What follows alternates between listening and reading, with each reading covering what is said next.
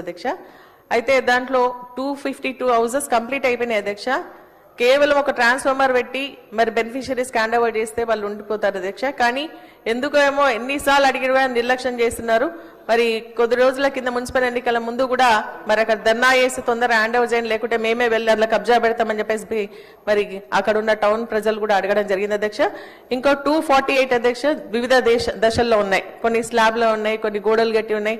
So అవన్నీ కూడా complete చేయడానికి మినిమం గా ఒక 3-4 crores ఇస్తే అయిపోయేదానికి దాన్ని పెండింగ్ పెడతా ఉన్నారు.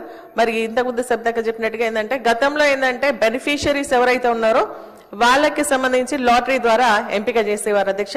కానీ మొన్న మున్సిపల్ ఎన్నికల్లో ఏం చేశారంటే అధ్యక్ష, అందరి దగ్గర ఆధార్ కార్డులు తీసుకొని ఆ 500 ఇండ్లు ఎర్రచూపుతూ మాకు ఓట్లు వేస్తేనే కాంగ్రెస్ పార్టీ అధికారం ఉంది కాబట్టి మేము ఇండ్లు ఇస్తామని చెప్పి వాళ్ళ దగ్గర రేషన్ కార్డ్స్ తీసుకున్నారు అధ్యక్ష. ఆ రేషన్ కార్డ్స్ మాత్రమే ఇప్పుడు ఎంక్వైరీ చేస్తా ఉన్నారు అధ్యక్ష.